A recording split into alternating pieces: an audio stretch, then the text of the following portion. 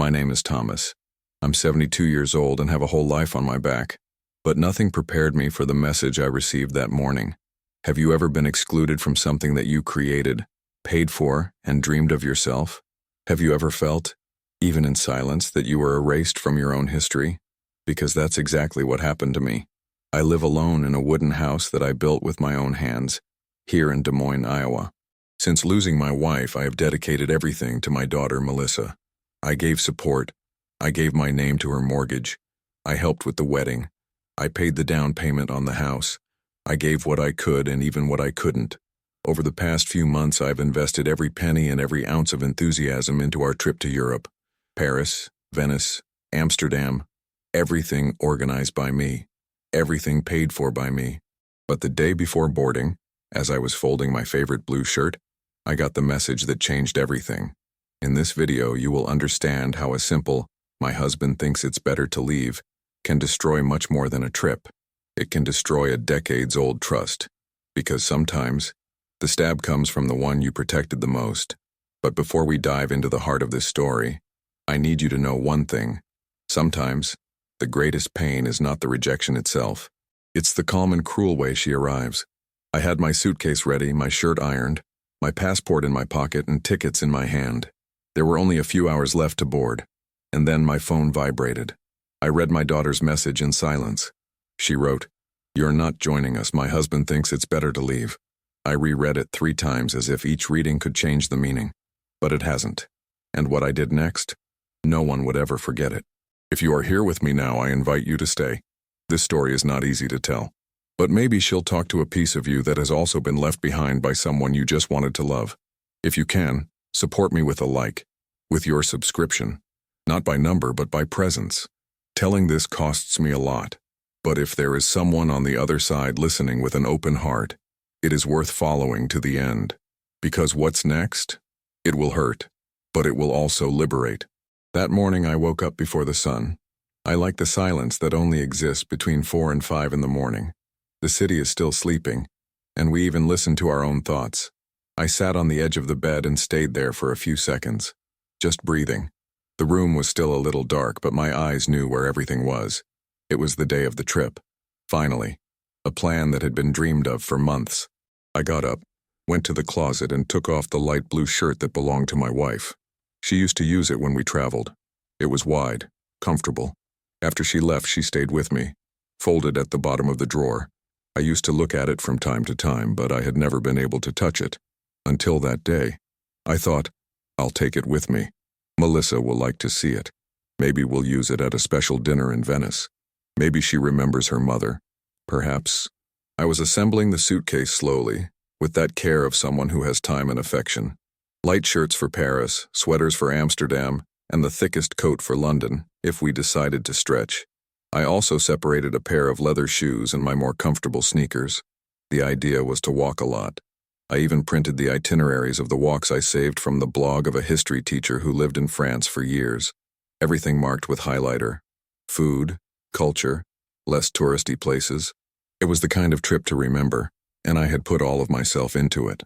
At breakfast, I put the newspaper aside and just watched the kettle heat up. The kitchen was lit up with that orange light of the sun rising through the curtains. I felt something good. A simple pride, to have been able to provide that. I remembered Melissa as a child, her little eyes shining when I talked about castles, princesses, snowy countries. Now she was going to see all this, and I was going to be there, with her.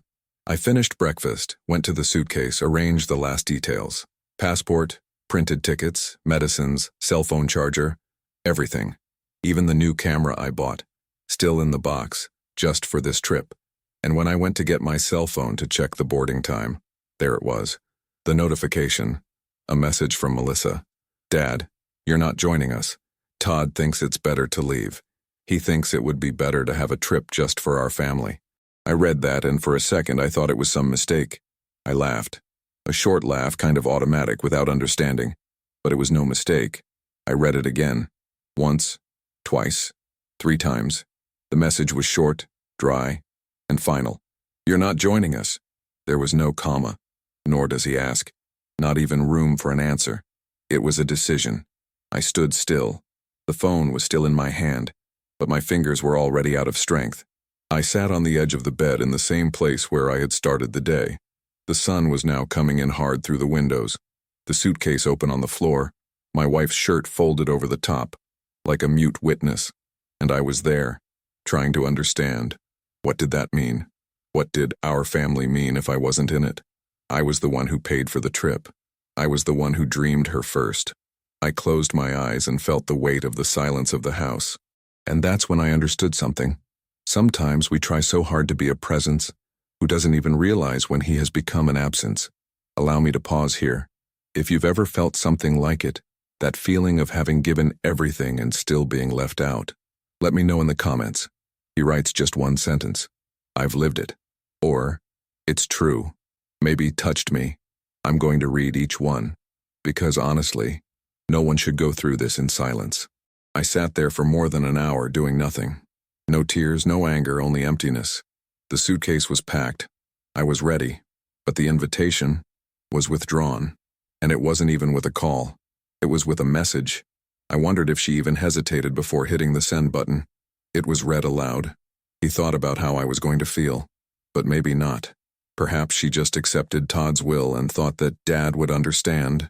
Because parents, they always understand, right? I stood up slowly, as if my body had also gotten older that minute, and I started to put everything away. The shirt, the itinerary, the guides, the plug adapter, the euros exchanged, everything, as if I were messing up a dream. With each piece I took out of the suitcase, it was as if I said to myself, it's not for you. But deep down, something started to move.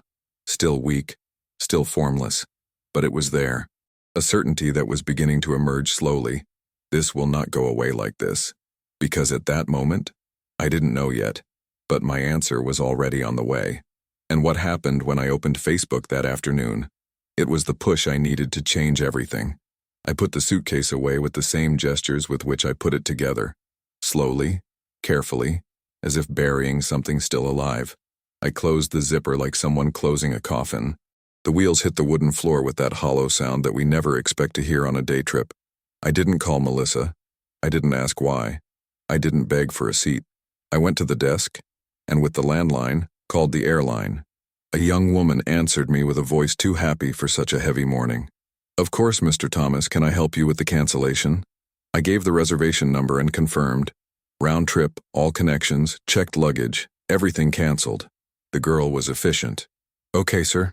I regret the change of plans. Good luck, and we hope to see you soon. I hung up without answering. They didn't know what I was canceling. It wasn't just a trip. It was a whole part of me that stayed there on the phone. Mute. I went to the kitchen and took out of my handbag the maps, the pamphlets, the scripts I printed, all full of markings. I put it on the table and stared. The names of the cities seemed to mock me now. Paris, Rome, Bruges. One by one, I folded the papers calmly, aligning the ends as if trying to control what still happens. When I finished, I sat down. The chair made a slight creak, and I felt like it was the sound of something breaking inside. There was no excuse. There was no, forgive me, Dad. Her message came dry, direct, like someone who makes an appointment or cancels an order. But I'm not an order. And even so, she thought it was just a matter of adjustment.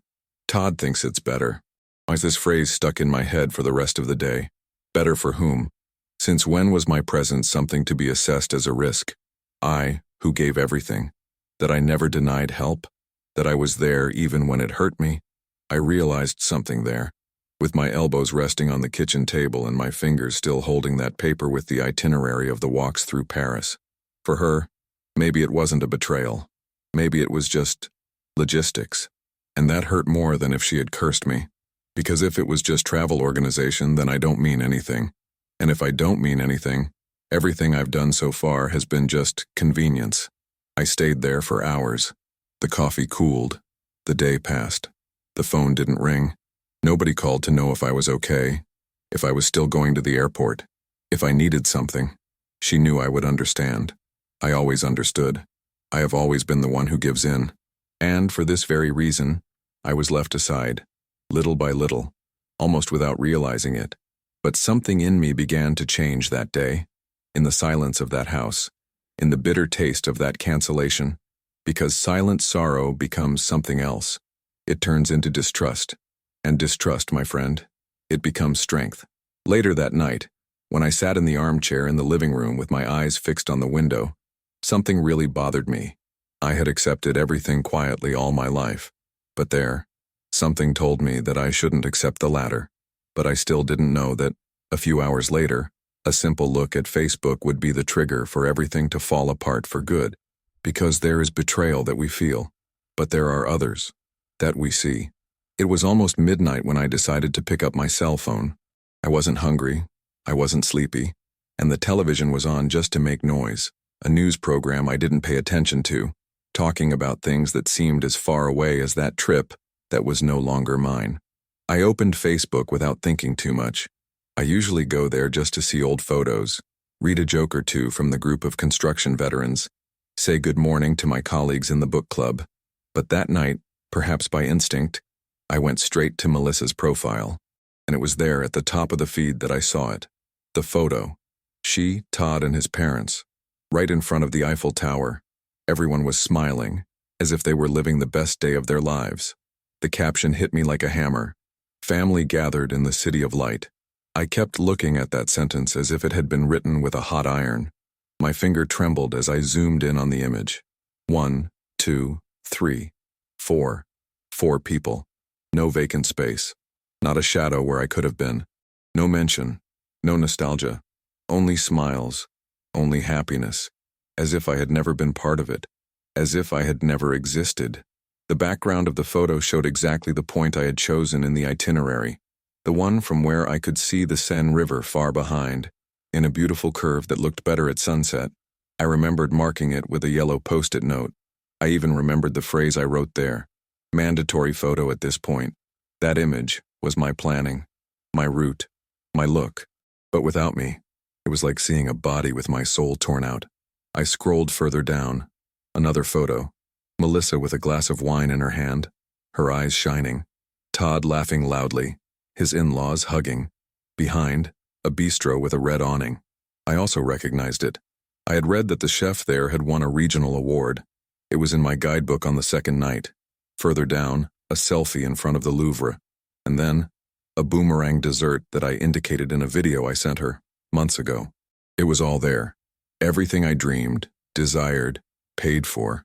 Everything. Except me. It was there that the penny dropped for good. That was not a misunderstanding. It was not a difficult situation. It was not a choice made at the last minute. It was a plan. Deliberate. Silent. Cruel. They decided I didn't belong. Not by accident. For convenience. I got up from the armchair and started walking around the house as if something inside me was trying to find air. I went through the kitchen, the living room, went up the stairs and stopped at the door of Melissa's old room. I opened slowly. Everything is still there. The gymnastics trophies she won as a child, the graduation photos, a painting with a drawing of the three of us, me, her, and my wife, made by a friend of hers when she was 12 years old.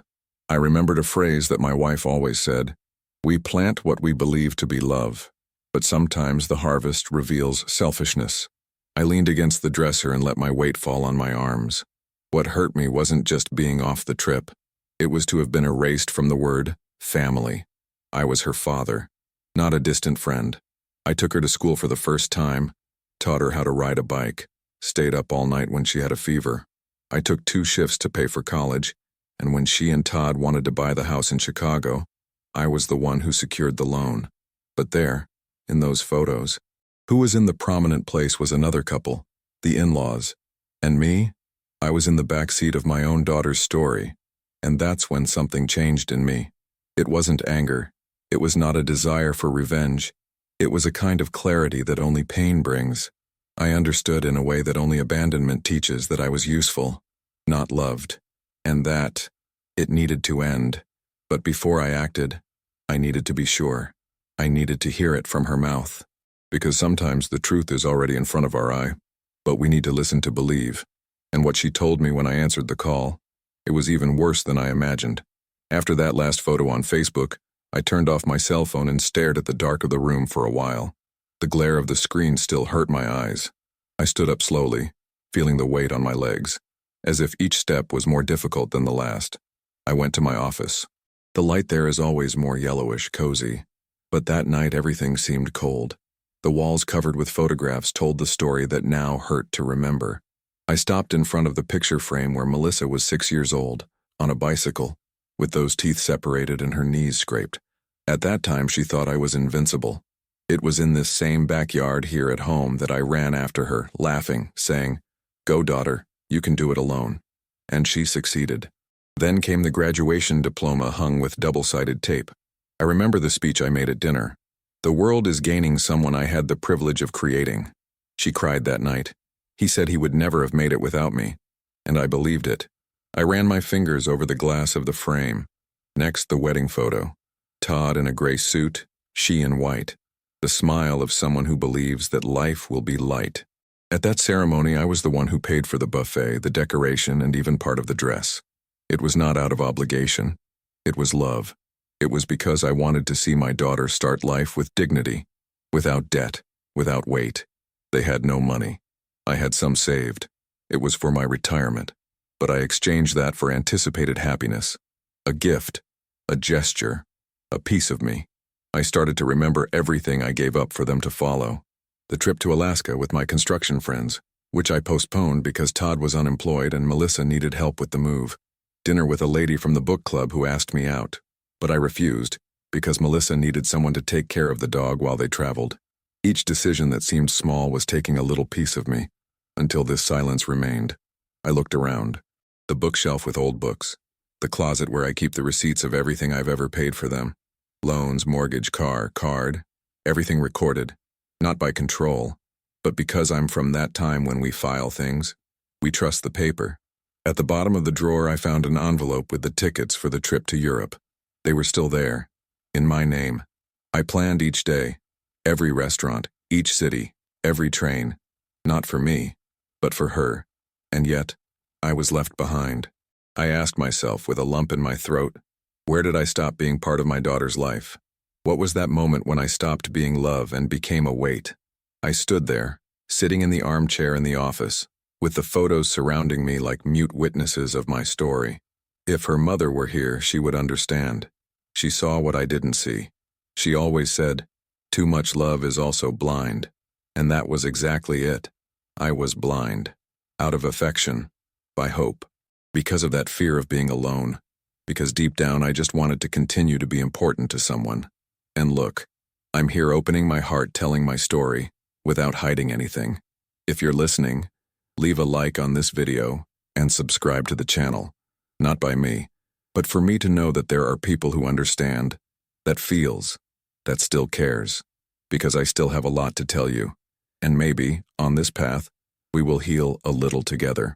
That night ended with the sound of the wind in the trees and a silence that asked for no more response.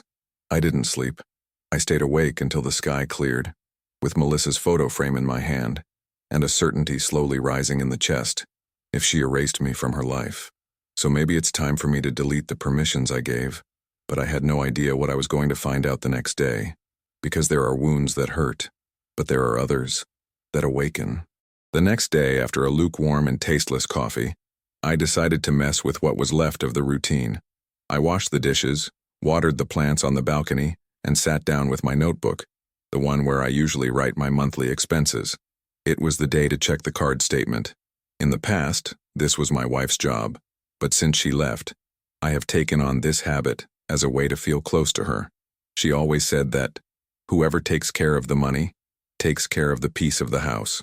I opened the bank's app with slow fingers like someone who opens an old wound, and as soon as the screen loaded, the peace was gone. Real-time transactions, direct from France. A dinner at Le Jules Verne, a restaurant on the Eiffel Tower. Famous, expensive, exclusive. Almost $1,000 converted. Last night. Then a purchase at a boutique in Saint-Honoré, then tickets to the Moulin Rouge, and another hotel reservation in Versailles, all in my name. Everything on the credit card that I hadn't canceled yet, where Melissa is an authorized user. I had no immediate reaction. I just stared at the screen, as if the numbers were a foreign language. But they weren't. I understood it well. I was funding the exclusion. They took me off the trip, but they kept my card. The absence was selective. They erased me from my presence but kept my function. The old fool who pays the bill and stays quiet at home. I got up from the table, went to the living room, and sat in the armchair. I closed my eyes for a moment, and all I felt was a warmth rising from my chest to my face. It wasn't that kind of explosive rage. It was a cold, dense indignation that settles slowly and refuses to leave. They were living my trip with my money while posting happy photos calling me the past. And once again, no call, no message. I only consume, only silence. The feeling was that he was being used to the last drop. And the worst? With my consent. I was the one who left the door open. I was the one who trusted him. I was the one who didn't realize that for a long time it wasn't part of it anymore. It only served as a base. But at that moment, there in the living room, with the sun coming through the curtains as if nothing had happened, a decision began to form inside me. I wasn't going to scream. He wasn't going to respond with hatred. I was going to do what I always did. Think and act calmly.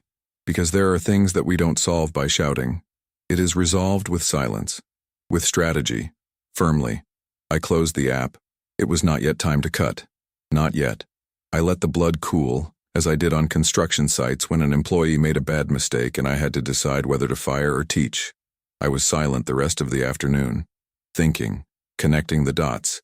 They didn't exclude me because they couldn't take me. They excluded me because they knew they could continue to use what was mine, even without me. And if that's what they chose, then I would also make a choice. But before that, I needed certainty. And the next morning, a visit to the family's old lawyer would show me that I had much more power than I realized, and that they had much more to lose. The next morning, the sun came in through the window without asking permission, but I was already awake before him. Sleep indeed, I didn't sleep. I just closed my eyes and let time pass. I got up, put water on the fire, but let it boil without preparing coffee. I looked at the kettle sizzling and thought, today I don't swallow anything hot anymore to get the bitterness that was left inside. I took my cell phone, took a deep breath and dialed Melissa's number. I rang 3 times before she answered. "Hi, Dad," she said, in a voice that sounded rehearsed, neither cold nor warm, a polite middle ground. I started slowly. I asked how things were there, if the flight had been smooth. She responded with short sentences, as if wanting to end the subject before it even begins. It was when I mentioned the photos on Facebook that the mood changed. "I saw that you passed by the Eiffel Tower, by the restaurant in Montmartre too," I said, trying not to let the pain show. "Everything exactly as I planned." She was silent for a few seconds, then let out a brief, somewhat uncomfortable laugh. "Yes, we ended up taking advantage of your script. It was practical." My heart was already on the floor, but I still tried one more time. "What about the card spending, Melissa? I saw that my card is still being used. Boutique, dinner, tour." Her answer came with an impatient sigh. "Dad, you're being suffocating, really. We just wanted some time with our family. Todd thought it would be better that way." At that moment, it was as if I had been slapped in the face. But I didn't react angrily, only with sadness, a deep sadness. I just asked, very quietly, "And what am I then?" On the other end of the line, silence again. Then, she replied in that cold voice that we only hear from those who have decided to leave a long time ago. "Dad, you need to understand your place." Those words, your place. They kept hitting my head like a poorly closed door in the middle of a storm. I, who gave everything, that I gave up my life for her. Now, was it my place that was in question? I took a deep breath very slowly, and before hanging up, I just said, "I get it." There was no scream. There was no scandal.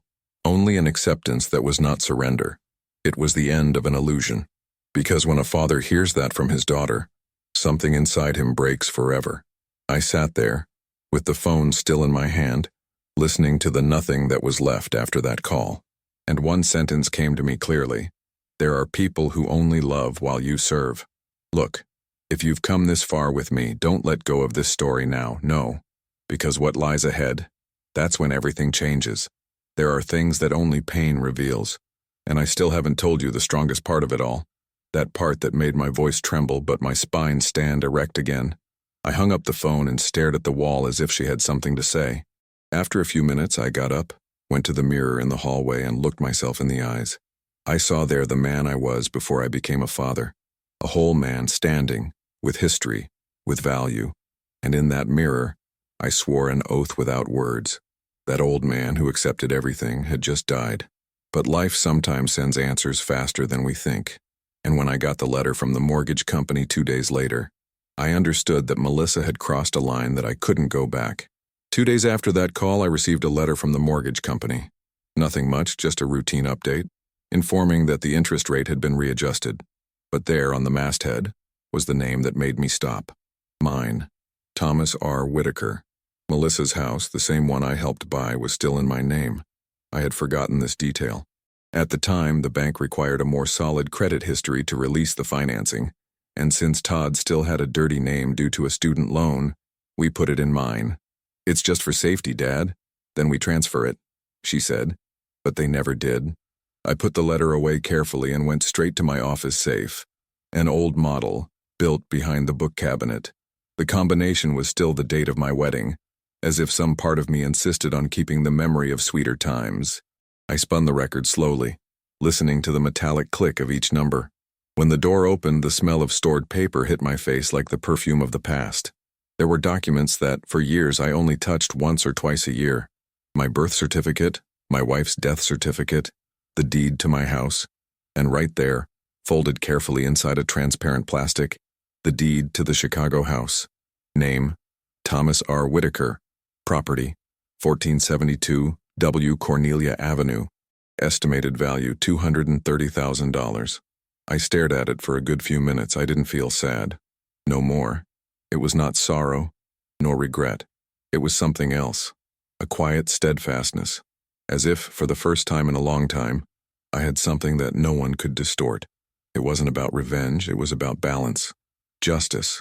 It was about putting the pieces back in the right place. Because now I knew, I never stopped having value. They are the ones who stopped looking at me with the respect that a father deserves. I kept going through the papers and found more. The documents of Todd's car, which I had bought with my money and left in his name, but without taking away my co-responsibility. The savings account I opened when Melissa told me she wanted to have children, to ensure a peaceful future for my grandson, I said at the time. The grandson never came, nor the warning that the dream had changed. Everything went on, and I stayed there waiting, ready to donate, ready to help, and they were taking it, without returning presents, without sharing affection. I closed the safe, locking it tightly. At that time, I didn't feel weak. I felt lucid. For the first time, I understood that the silence I kept to preserve peace. It was the same silence that authorized them to continue erasing me. I stopped for a moment and leaned against the desk. I looked out the window at the garden that my wife loved so much. The sunflowers were withering, and I thought, sometimes, who we love the most, he is the one who most accustomed us to being invisible. No, I don't know if you on the other side have ever felt like this. Useful, but never included. Honey, but only until page 2. And when we realize, it's been half my life trying to fit in where there has never been real space. If you understand this feeling, leave me a comment. Right there, I understand you, or it's true, or just I've felt it. Because there are pains that only those who have lived it are able to recognize in the silence of the other. That night, I had no doubts. I sat down with paper, pen, and notes. I made a list. Nothing impulsive. Only facts. Only possibilities. I started to put together my plan. Not to hurt, but to regain my place. The place that should never have been put in doubt. And this choice, it would be done calmly but firmly. But I still didn't know that, while I was planning here, they were already plotting there. And what Todd did on the next trip, it exceeded all the limits that I thought existed. It took me a few days, not because I lacked the will, but because I waited for something to change, that Melissa would call, that he said something, even if it was to try to justify it. But no, her silence only confirmed what was already clear. For her, I was just a wallet with legs. Even her affection seemed to be overdue, like an old check that no one wants to cash anymore. So on a cold morning here in Des Moines, I got up, made my coffee, now piping hot, just the way I like it, sat at the kitchen table with my phone in hand, and took a deep breath. It was time. I opened the bank's app. I accessed the credit cards tab. I saw her name there, clear as day. Melissa Whitaker. Authorized user. I scrolled the screen slowly, just to be sure. The account was mine. The limit was mine. The debt would be mine too, after all. I hit the remove access button. 2-touch confirmation, 1 click, ready. Melissa no longer had my card. In less than 3 minutes, what I had allowed for years was undone. And when I closed the app, I felt something curious. Lightness. As if I had finally turned off a faucet that had leaked inside me for a long time. But it didn't take long. Not even half an hour later, my phone vibrated with notifications. Purchase attempt refused. Restaurant in Lyon, France. 2 more. One in a perfume store, another at a car rental company. It was like watching a movie in real time. And then, the phone rang. It was her. I answered calmly. On the other side, Melissa's voice came loud, unrestrained. Dad, what have you done? I was humiliated here in front of Todd's parents in the middle of dinner. The card declined. Do you have any idea what you did? I was silent for a moment, just listening. She continued, You've always been so generous. What happened to you? Are you doing this to get revenge? This is a thing for sick people, Dad. I spoke quietly, paused. You asked me for space, Melissa. I just gave it. She snorted. Space is not that. This is revenge. This is cruelty. Do you want others to think you're senile? Because that's what it looks like. Me and Todd will work it out when we get back. Let's put you in a nursing home. Sell your house too big for just one person. Maybe then you understand that you can't cut things as you please. At that moment, old Thomas, the man who swallowed everything to keep the peace, who accepted crumbs to continue being called father, died. Not that I became someone cold, but I finally understood that being silent was what had brought me there. I breathed. I kept my tone. Good luck with that, Melissa. And I hung up. I closed my eyes for a moment and let that silence invade the room like a breeze. It was not a silence of defeat. It was a conclusion. End of chapter. For the first time in many years, I felt in control of my own life. It was as if I had recovered the keys to a house that was mine, but that was always full of people ordering what could or could not be done inside. But look, that wasn't the end of the story. It was just the cut, the point where the scar begins to form, because days later the doorbell of my house rang, and when I opened the door, it wasn't her. It was someone who came with a message, and with a proposal, one that would change everything. 2 days after that biting call with Melissa, I put my brown leather briefcase in the passenger seat and drove to Mitchell Larson's office. He has been my lawyer for over 30 years. He knows my history, my family, and perhaps more of my pain than many people close to me. When my wife passed away, he was the one who helped me organize all the paperwork. He never treated me like any other customer, always with respect, with time, with humanity. I arrived before the scheduled time. The receptionist recognized me, offered coffee, but I only asked for a glass of water. I waited in silence, listening to the ticking of the clock on the wall, as if every second there was a push to the next chapter of my life. Mitchell greeted me with the same firm handshake as always. Thomas, good to see you. Although from the tone of his voice on the phone, I imagined that it wasn't just to have a coffee. I sat down, took the papers out of the folder calmly. I put on the table the deed to the house in Chicago, the bank statements, the card receipts, and finally I printed the message that Melissa sent me, the one about, my husband thinks it's better to leave. He read everything carefully, frowned a few times, sighed. When he finished, he leaned back in his chair, looked me in the eyes and said, You have every right. Legally, everything is still yours. What's more, nothing that has been done so far can be considered abuse on your part. If anyone crossed the line, it wasn't you. I just nodded. I didn't go there in search of revenge. I went looking for dignity. I wanted to cut ties as cleanly as possible. No audience, no scandal, without having to raise your voice. Only with facts, justly. Mitchell, I want to sell the house. While they're still out. Discreetly. I want them to find out in the clearest way there is. By absence. He looked at me for a few seconds, trying to decipher what was behind my tranquility. And then he said, Understood. It will be done. I left there lighter. Not happy, but firm.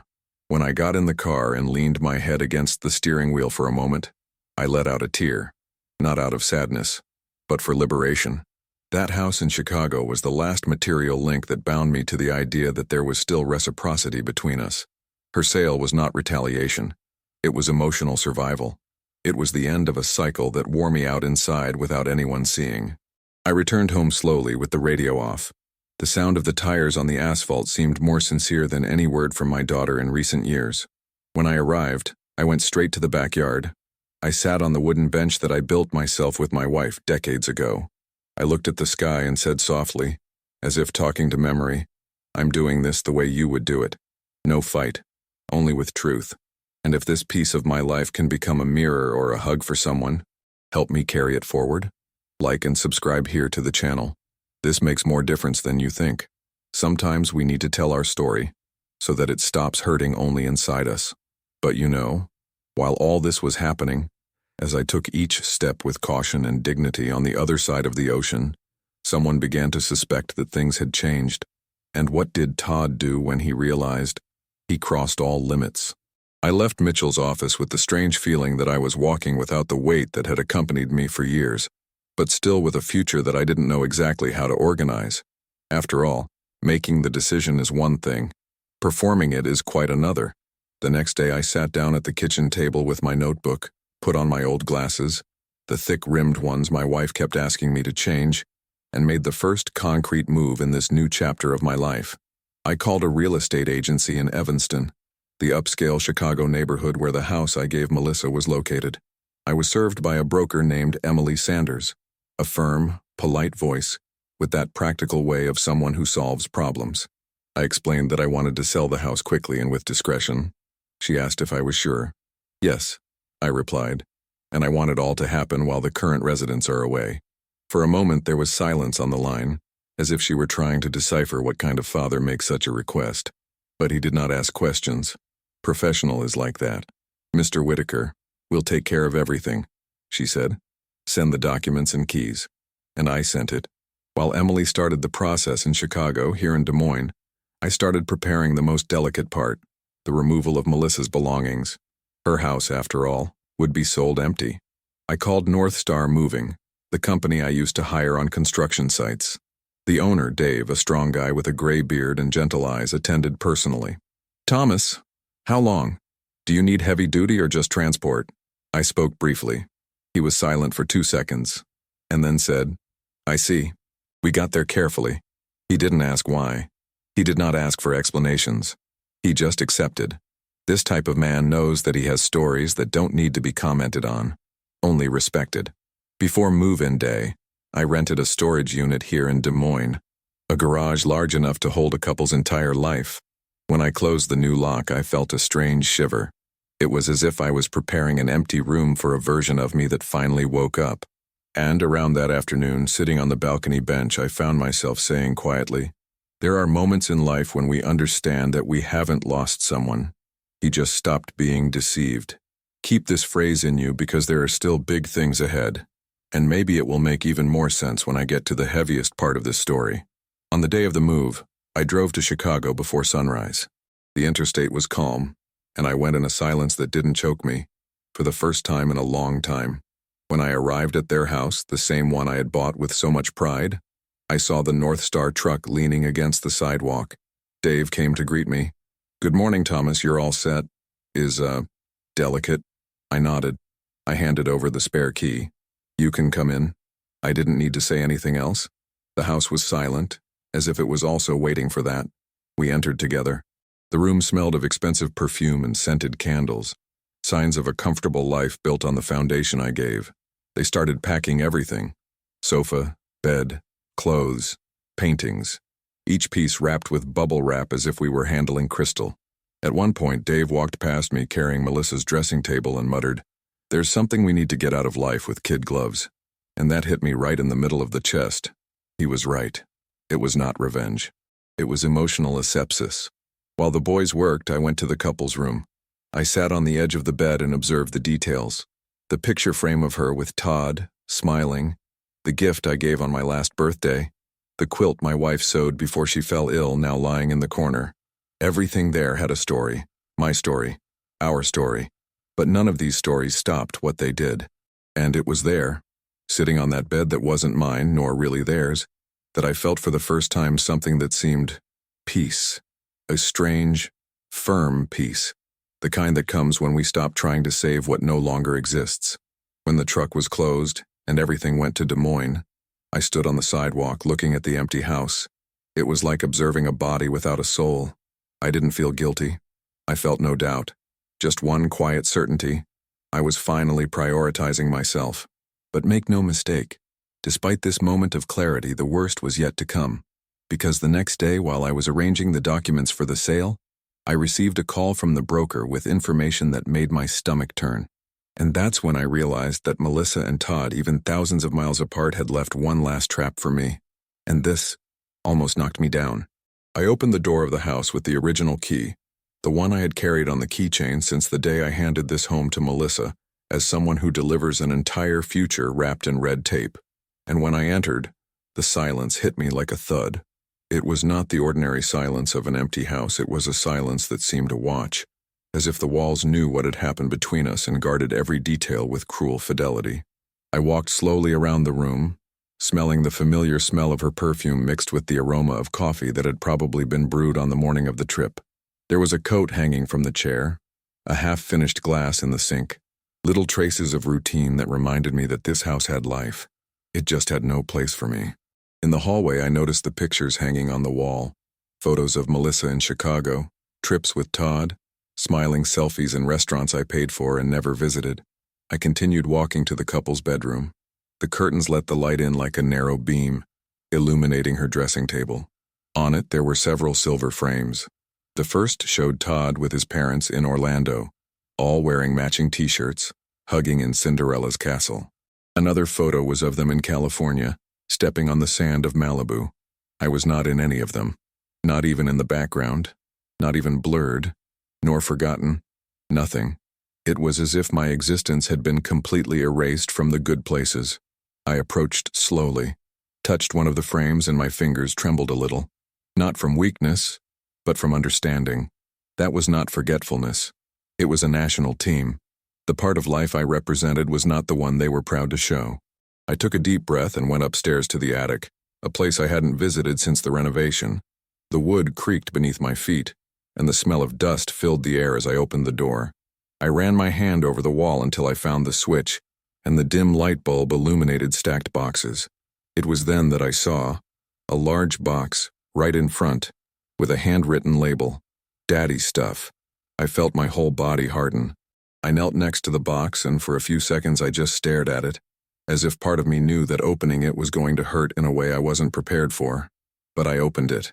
Inside, I found years of pieces of myself that I didn't even remember delivering. Birthday cards that I wrote with affection, the ones she barely commented on. Notes that I left with money hidden when they were tight and were embarrassed to ask. The blue quilt that my wife sewed with her own hands for Melissa to take when she got married, and that Melissa left there, forgotten, as if it were just another old cloth. That object, that one cut me off. I ran my fingers over the crooked spots my wife made when she was already sick, and my chest closed. The memory of her invaded me like cold wind. And there, in that attic full of memories that only I remembered well, I realized that everything I had given with so much love had been kept like someone who keeps useless objects in a shoebox.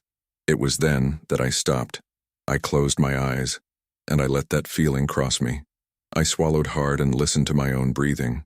Because look, some memories are not only remembered, they are embedded in us, as if they had the weight of a lifetime. And sometimes, when we find these memories again, everything inside us changes. If you, on the other side, have ever felt something similar, this pain of discovering that something important to you didn't have the same value to someone else, comment there with a simple phrase, in your own way. Something like, "I know how it is. I've lived this. I understand you."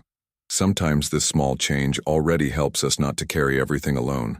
I kept looking at that box for a while that I don't know how to measure. Then with a steady hand I closed the lid. I no longer needed those memories to understand my place in that story. It was time to act. I walked down the stairs slowly, walked to the front door, and gave the order to Dave and the team. Empty everything. My voice didn't tremble. And when the first box was loaded out, I knew. That was the real beginning of my freedom. But I had no idea that a few hours later, an even greater discovery awaited me. One that would explain once and for all Why Melissa had so easily erased me from her life. The question that kept echoing in me was, what else did they hide from me while I closed my eyes for love? I was sitting in my kitchen with a cup of warm coffee forgotten in my hand when the cell phone began to vibrate insistently on the table. It wasn't a common ringtone, one of those that we ignore because we're busy. It was that continuous tight ring of someone who calls not because they want to talk, but out of desperation. When I looked at the screen, I saw Todd's name. I wasn't surprised. The clock was 9 a.m. here in Des Moines. In France, it was late afternoon. Perfect for a blast. I answered without haste. I didn't say anything in the first second, and I didn't even need to. His voice came so loud, so crushed, that it sounded like it was going to jump off the phone. "Thomas, what did you do? The card has been canceled. Shopping doesn't go away. I can't access the app. What the hell did you get up to?" His hysteria seemed to echo throughout the house, but I sat firmly, staring out the window as if watching the wind sway the trees. I waited for him to finish pouring out his indignation. An indignation, mind you, that seemed more wounded in pride than real necessity. When he finally stopped to breathe, I replied softly, "I've reviewed my financial decisions, Todd." That was it. He laughed. A muffled, nervous laugh, the kind of a man who has never been contradicted. "You're kidding me. Do you think you can just cut the card like that? In the middle of an international trip? Do you have any idea of the embarrassment I went through in front of my parents? Do you have any idea of the money we are losing here?"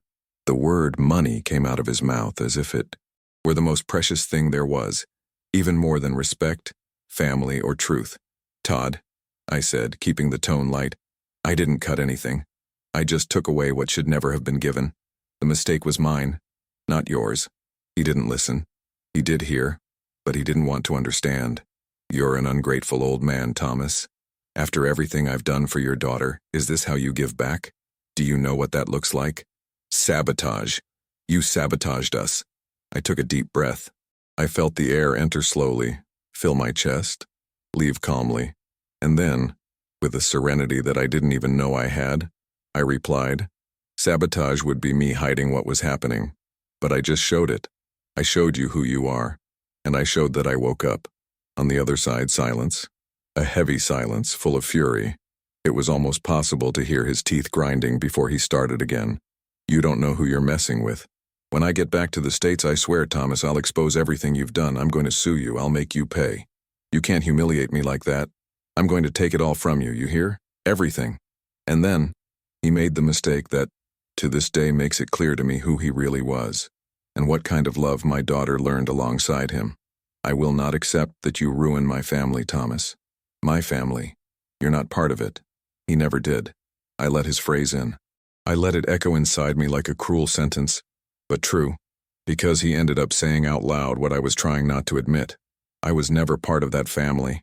I was just her financing.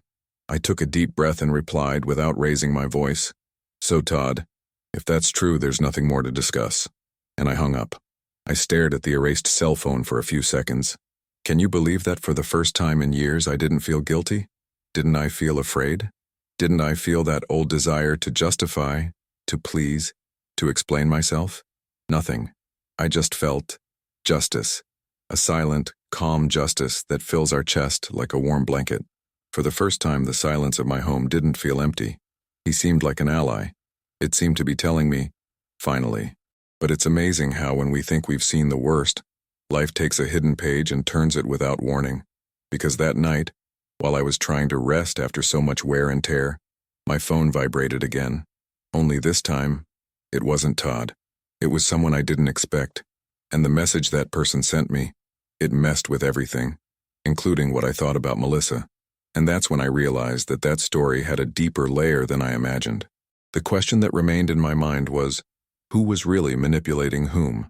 The sale of the house took place on a clear Friday morning, one of those when the sky seems higher than usual. I arrived at the securities company's office a few minutes earlier, as I have always done all my life. I like to arrive early, sit, observe, feel the environment. The girl at the reception offered me coffee. I accepted. As I held the paper cup in my hands, I kept thinking about how many signatures I had already given in that life. Construction contracts, loans, buying my house, Melissa's enrollment in college, but no signature had the weight of the one I was about to make. Mitchell arrived soon after, greeted me with that firm handshake and a look that mixed respect and a certain sadness. "Are you ready for this, Thomas?" he asked. I just replied, "It's taken me too long." When they called our names, I walked into the room and saw the young couple who were going to take over the house, Adam and Kimberly. The two had that sparkle in their eyes of someone who is starting to build a life together. He in a cheap dress shirt but well pressed, she with a folder full of documents and a nervous smile on her face. I immediately remembered Melissa and Todd the day they signed their first lease in Chicago. The same anxiety, the same dream. But there was a difference. I was not the foundation of this new story. I was the page that was closing. We sit at the table. The representative of the securities company began to explain clauses, taxes, deadlines, responsibilities. I had heard all this before on other occasions, but this time the words passed through me like wind. I only thought about one thing. I was ending a cycle that consumed my energy, my money, and almost took away my sanity. When it was time for my signature, I took it easy. The hand was steady. I signed each page with the care of someone who closes a door that took years to have the courage to touch. Adam and Kimberly signed on, exchanging emotional looks, almost not believing that this was happening. When it was all over, the representative stood up, shook our hands, and congratulated the couple. Outside in the parking lot, I handed the keys to the house into Adam's hands. They tinkled among us, small but loaded with so much meaning. I looked him right in the eye and said with a slight smile, "Take good care of her. This house needs people who know the value of things." He was visibly touched, swallowed hard, and replied, "We'll take care of it, sir. Thank you for your trust." I just nodded. I turned my back and walked to my car with firm steps, as if I were leaving a wake where, deep down, I knew that the one who was buried there was not the house. It was the illusion. I went straight back to Des Moines. No music, no distractions. Just me, the road, and the strange feeling of being, for the first time, choosing myself. I passed the storage unit warehouse. The number 22B was already marked on my contract. Dave and the North Star team had already unloaded everything there earlier. Furniture, boxes, clothes, paintings, physical memories of a life I helped build but not live. I entered the unit for a few minutes, more out of a need for completion than out of curiosity. The boxes were stacked with clear labels: Melissa clothes, Todd books, kitchen, room decorative. The organization of someone who has respect even for the way he says goodbye. I closed the door slowly, turned the padlock, and felt as if I was closing, with that metallic noise, the last compartment where there was still some kind of doubt. Back home, I sat down in the office. I turned on the computer, opened the email, and started writing. It was not a long text, it didn't have to be. I wrote, "Melissa, your house in Chicago has been sold. Your belongings and Todd's are in Unit 22B at Storage Safe here in Des Moines. The rent is paid for the next 3 months. After this period, the responsibility is yours." I paused for a moment, took a deep breath, and added the last sentence. "There are no more debts between us." I stared at that sentence for a good few seconds. It weighed down, not on the keyboard, but in here, because it wasn't just financial debts. They were emotional. They were silent. They were the ones I carried without ever having charged. When I felt that those words finally made sense, I clicked send. In the same minute, the email left my outbox, as if it were a thread that I had loosened after years of holding. I dropped my body into the chair, tilted my head back, and closed my eyes. There was no immediate relief, no joy. It was something else. An uncomfortable peace, you know? As if you have taken a weight off your back, but you still need to learn to walk without it. The house was now no longer theirs. It wasn't mine anymore either. It belonged to strangers. And somehow that seemed fair. I had turned a gesture of battered love into a rational and clean decision. That night, the house here in Des Moines seemed quieter than usual, but it didn't choke me anymore. I walked around the room, touched the picture frames, looked again at the photo of Melissa as a child, with that smile stained with ice cream. I did what needed to be done, he said to the image. Maybe I was telling myself. I went to bed earlier, with my body asking for rest and my head still spinning. I don't know how long later the cell phone vibrated on the bedside table. They were email notifications. I knew who it was before I even looked at the screen. On the one hand, the father I was wanted to open it and read it right away. On the other, the man I was becoming knew that those words would come loaded with anger, accusation, victimhood. I sat on the bed with my cell phone in my hand, the light on the display illuminating the dark room, and I thought, will she finally understand? Or will he sink even deeper into the hole he dug next to Todd? I didn't know. But one thing I already felt. That was the line. From then on, everything she said or did would only confirm who she had chosen to be.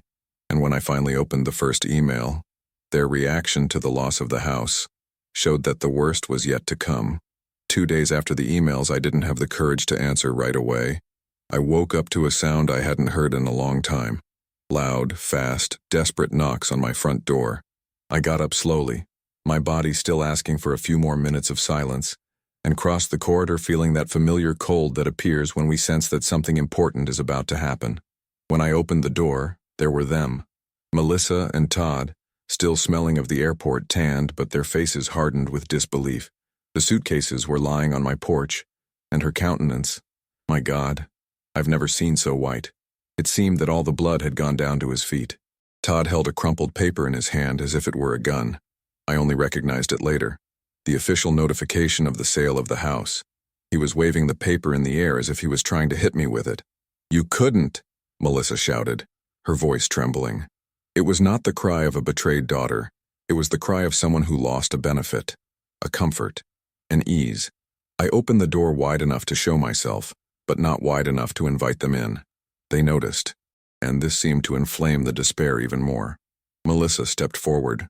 "Dad, what did you do? How could you sell our house? Our life was inside." Todd interrupted, spitting words like arrows. "This is illegal. This is abuse against the elderly. We're going to call a lawyer. We're going to expose everything you've done. Do you think you can just take away our house like that? You're going to pay for it, Thomas." I just stood there, with the door ajar, listening to everything. I didn't move my hand, I didn't raise my voice, I didn't take half a step back. I only looked into their eyes that, at that moment, did not see me as a father, but as an obstacle. Melissa cried in a strange way. It wasn't sadness, it was indignation. "You didn't have the right. Don't you love me at all? Not even to warn you?" I felt that old knot try to rise up my throat. But this time, he didn't go up. I kept my voice low. "Melissa, that house was in my name. It always has been. You knew." Todd laughed, a dry laugh. "Oh, please, Thomas, this was just to facilitate financing. A formality." "Formalities," I replied, "also have consequences. They fired more things. That I was being cruel, that I was destroying the family, that I was letting myself be carried away by hurt, that I was ungrateful, that I was manipulating the situation. Every word came out of them, as if it were my duty to maintain that structure that collapsed the moment they decided to travel without me." Melissa wiped her face angrily. "Dad, why would you do that? What kind of father does this to his own daughter?" And I replied, looking right into the center of her eyes. "The kind of father who has finally learned not to accept being treated as a stranger." Todd snorted. "You're pathetic. Do you think you gained anything from it? Do you think that being alone in this old house is victory?" I gave a half smile. "You traveled in search of comfort. I stayed here and found peace. They are different things." He took a step as if he was going to try to confront me physically, but Melissa held his arm, perhaps more out of fear of the ridicule he was going through than out of concern for me. We stood there, the three of us, breathing a heavy air as if each one hoped that the other could undo everything with a single sentence. But no one said anything, and I knew. This was the moment of the complete cut. The last thread. So without shouting, without dramatizing, without asking for anything, I just finished. "Your bags are still on the balcony. The memories. In Unit 22B. Melissa cried harder. Todd cursed me under his breath. And I closed the door. I didn't hit. I didn't freeze. I just closed it. Inside, I stood still for a few seconds, listening to the muffled sound of complaints, threats, frustrations outside, until everything died on the sidewalk. It was as if, finally, someone had turned off the light in a room that I insisted on keeping on for no reason. I took a deep breath and went to the living room. I sat in the armchair, and for the first time in many years, I felt that something inside me was whole. There are things that we live and keep, but maybe by telling we help another heart to breathe. So if this story is touching you in any way, enjoy this video, subscribe here. This makes this crossing here less heavy. What I didn't know, and what I found out a few hours later, is that Melissa and Todd didn't let the situation die on that sidewalk. They prepared one last blow, a small but poisonous blow, and it was this blow that sealed, once and for all, the fate of our relationship. Do you know what it was? When the bailiff left the envelope at my door, I already knew what it was. I didn't have to open it to feel that old tightness in my chest, not of guilt, but of confirmation. I took the envelope, sat down at the kitchen table, the same place where I received so much important news in life, and opened it slowly. The process was there, cold, impersonal, as if it were just one more role among many. Melissa, my daughter, had filed a lawsuit against me. The accusations ranged from emotional abuse to mental incapacity, as if everything I lived, built and maintained alone for decades could be erased with half a dozen words typed by someone who never really knew me. Todd had certainly written it, that there was his face, calculated, offensive, cowardly. I closed my eyes for a moment, let the air in slowly. I didn't cry. I didn't tremble. I just felt something strange, a mixture of tiredness and lucidity, as if that process was the final proof that I was right to step aside. On the same day, I called Mitchell. He listened to it all in silence and then said, "Thomas, leave it to me. We will answer this with the truth. And the truth, my friend, it weighs." We spent the next few weeks gathering documents, scriptures, extracts, messages, payment history, prints of the card used in Europe, proof of the mortgage in my name, recent medical reports I did every year at VA hospital, all showing my perfect cognitive ability. I even found some old audios where Melissa asked me for money with that sweet way she used when she wanted something, while saying that Todd couldn't know it was his help. Mitchell heard it all. At the end, he took off his glasses, rubbed his nose, and muttered, "They don't stand a chance, but I'm sorry that it came to that." On the day of the trial, I put on my blue shirt, the one that my wife said made me look like a man of integrity, even when I arrived dirty from work. I left home early, drove to the courthouse slowly, with the feeling that every mile was a reckoning with the past.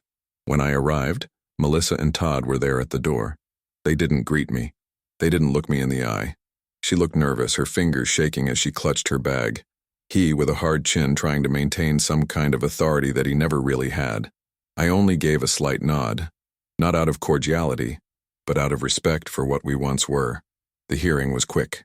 The judge, a man in his early 70s with very neatly combed white hair, looked over my glasses and asked direct questions. "Was the property in your name?" "Yes, Your Honor." Did you finance the down payment?" "Yes." "Did you pay maintenance, taxes, insurance?" "Every year." He examined the papers, turned a few pages, raised his eyebrows when he saw the amount of evidence. Melissa tried to speak, but her lawyer had to pull her arm twice so that she wouldn't get excited. Todd didn't even blink. He seemed to bet that the noise would be stronger than the logic. When we presented the card statements used in France, the judge sighed. When we showed the audios of her asking for money in secret, he closed his eyes for 2 seconds. When Mitchell handed over the medical documentation proving my full mental health, the judge rested both hands on the table and said something I'll never forget. "You acted within the law, and frankly within reason." Melissa put her hand to her mouth, shocked.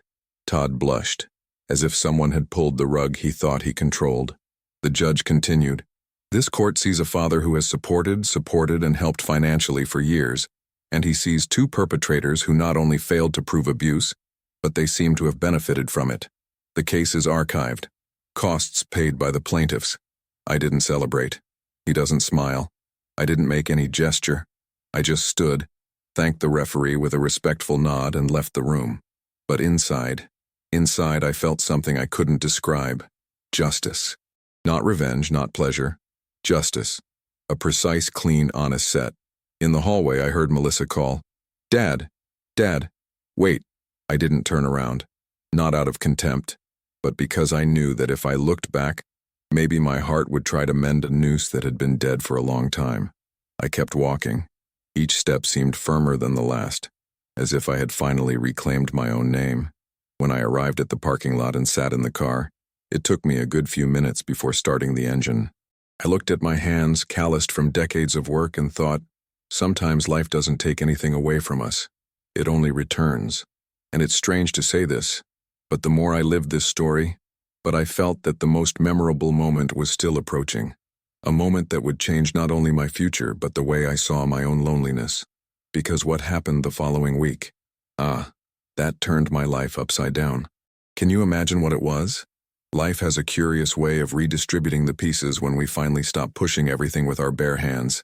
After the trial, after the final cut, after that silence that seemed to stretch the days, the news about Melissa and Todd began to reach me not because I was looking for it, but because the world sometimes whispers what we need to hear, even if we don't ask for it.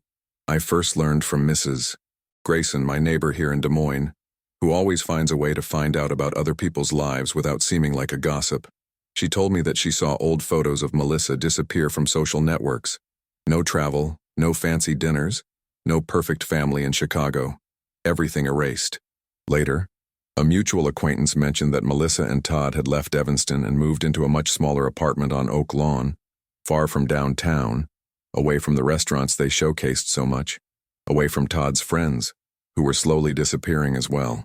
No one could explain what had happened, but the phrase was always the same. Something happened to her father, and it was funny, because no one knew what. But you could feel in their expressions that it wasn't a pretty story to tell. As the walls of their lives began to shrink, mine, ironic to say this, began to expand. I wasn't celebrating their downfall. I never was. It was just, it's curious to see how the world adjusts when we stop supporting what was never our duty. Here in Des Moines, my routine started to take on color again. I started to go more often to the public library, that old red brick building that always seemed to call me and that I ignored because I thought my time had to always be available to someone else. There I found books that I had read in my youth, and others that I had never had time to open. The librarian, a young woman named Evelyn, kept asking, "Do you want me to reserve the sequel for next week?" And I smiled, because it was nice to be expected for something new, even if it was just a book. It was also at that time that I adopted Max, a 3-year-old golden retriever, big, clumsy, with the look of someone who has already understood a lot of sad things about this world, but still decides to love. He was in a shelter nearby, and as I approached the enclosure, he leaned his head against the fence and wagged his tail as if to say, "It took a while, but you've arrived." I brought Max home that same day. He slept next to my bed as if he already knew that room, that routine, that silence. And it was there on that first night with him that I realized something. There is a kind of loneliness that hurts, and there is another type, lighter, that heals. I also started attending a reading group for the elderly at the community center. At first I was just to fill the time, but then I realized that I like to listen to people my age talking about life honestly, without fear of seeming fragile. Each encounter smelled of freshly brewed coffee and heartfelt laughter. A gentleman named Arthur once said to me, "The problem with good people like you, Thomas, is that they think they need to be useful to deserve to stay." That went deep. Deep indeed. And maybe that's why I started to learn to say a word that always cost me. No. Not for requests that took away my peace. Not for invitations that returned me to old pains. Not for anything that would pull me back to the man I once was. The one who confused love with obligation, presence with servitude. With each no, I said, it seemed that my heart gained an extra meter of space. Nevertheless, I'm not going to lie. Sometimes, when I had my morning coffee with Max lying at my feet, I wondered how Melissa was doing.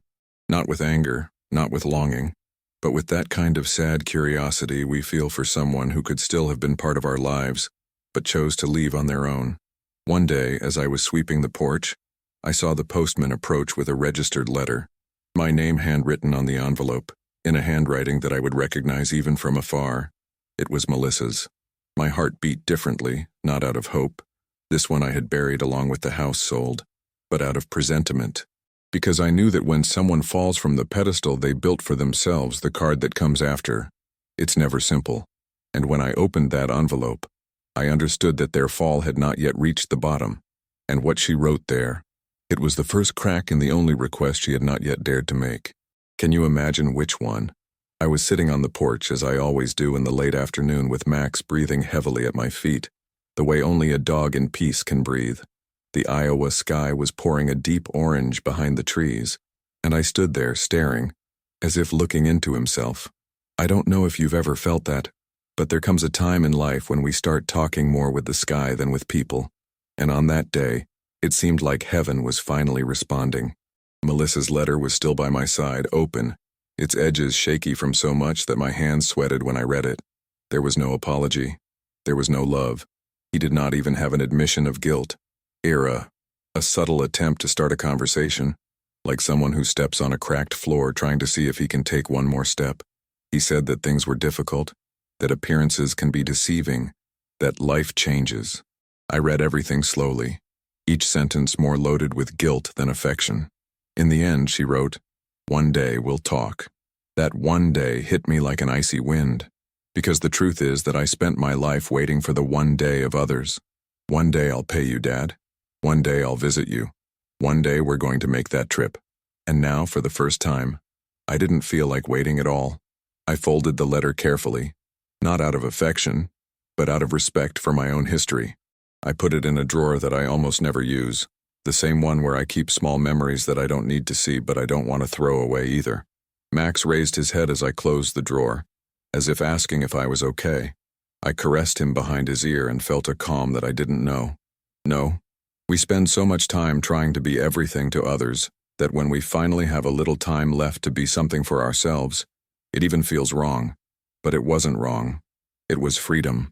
I stood there remembering my youth, of how my wife and I made plans to grow old together, plant tomatoes in the backyard, travel in an RV, maybe live near some quiet lake. All of that fell apart the day she died, and I, lost, put my entire identity in Melissa's hands. Today I see clearly. It wasn't love on her part. It was convenience. But sitting on that porch, listening to the crickets and feeling the wind pass over my face, I realized something that took me 70-something years to understand. Love is not charged. It is not bought. It is not begged. Love, it is presence. And presence only exists when it is a choice. Melissa didn't choose to stay, and I don't blame it anymore. Each one gives what they have. And she, poor thing, may never have learned to give. But this, it's not my weight anymore. I took a deep breath and closed my eyes. The evening breeze was beginning to arrive, bringing that smell of cold earth that always reminds me of my childhood in Sioux City. I remembered my father telling me, "Son, we need to learn to let go of things before they tear pieces off us." That's that. It took me a while, but I learned. I didn't feel angry with Melissa. I didn't miss it. I didn't feel like answering. I just chose to be quiet. For the first time, I chose silence not as defeat but as rest. And it was so strange, because that silence didn't hurt. On the contrary, it felt like a warm blanket placed by God on my tired back. Max stood up, walked in circles, and lay down closer to my feet as if to say, "It's okay, old friend." I smiled. There, on that simple balcony, with no one to applaud me, no one to ask me for anything, without any burden on my back, I realized that old Thomas, the one who gave everything, accepted everything, expected everything, had died, and in his place, this other man was born, a man who finally knows how to stand alone, a man who understands that family is not blood, it is reciprocity, a man who found peace in the very place where he was abandoned. The sky began to darken, and I felt that, for the first time, I was exactly where I was supposed to be. And as night fell over Iowa, something inside me said that fate still had one more thing in store for me, something I didn't look for, didn't expect, and didn't even imagine. And this thing was about to knock on my door. Can you guess what it was? When night fell for good on that balcony, right after that strange feeling that something still awaited me, I felt it was time to close a cycle. The next day I woke up early, made coffee, put Max in the passenger seat and drove to a trailer dealership just outside Des Moines. I don't know how to explain. I just know that when I saw that small, simple motorhome with the smell of new wood and big windows, something inside me said, "It's this way." I bought it without thinking twice. It was the first big decision I had made in years just for me. And from then on, life gained a taste that I thought I had lost. Max seemed to understand what was happening because he jumped into the trailer as if he already knew where he belonged. Yes, that was the beginning of a new road. Literally. That first week we passed through Sioux Falls, then climbed up to the Badlands where the sky seems bigger than the whole world. I started a silly tradition, but one that brought me quiet joy. At each stop, I sent myself a postcard. He wrote simple things. Today I slept under the stars. Max ran after his own shadow in the snow. I've found that roadside pancakes are better than any expensive restaurant. Short sentences, but each one brought a piece of me that I was recovering. Melissa and Todd. I learned later that they moved to a much smaller apartment in Oak Lawn, that the routine became cramped, that some friends moved away. I don't feel any pleasure in it, just a distance. Like someone who looks at a boat that was once yours, but now follows a course that no longer has anything to do with yours. They haven't called me yet, and I don't know if they'll call. But I discovered, finally, that peace does not depend on it. Today, sitting at a picnic table in Wyoming, with Mac sleeping in the sun and the wind swaying its leaves, I can tell you truthfully, my heart is light. I think the great lesson of this story is simple, although it hurts to learn. We don't control the love we receive, but we control the love we choose to give. And most importantly, control the love that chooses not to waste. Not every tie needs to be maintained. Not every relationship needs to be saved. Sometimes the real act of love is saving yourself. Thank you for sticking with me so far. Really. I know this story is heavy, but you kept me company, and that has a value that cannot be measured. If this video hugged you in any way, I reciprocated with a like. It arrives as a hug back, one of those that warm the chest. And if you want to come back to listen to another chapter of my life, sign up. It's like an invitation for us to have the next coffee together, without rushing. Tell me in the comments where you're watching. I like to imagine this little circle of ours spread across so many different cities, and it activates the bell, so you don't lose it when the coffee is ironed again. Now, don't go away yet. Listen to the next real story that will appear on the screen. Always remember, each wrinkle tells a story, and each story carries a strength. Watch the next video here on the channel with another incredible story. And as the motorhome continues along the road, I leave only one last thought of mine quietly, almost a whisper. I planted love. They reaped selfishness. But today, I plant silence, and he gave me peace.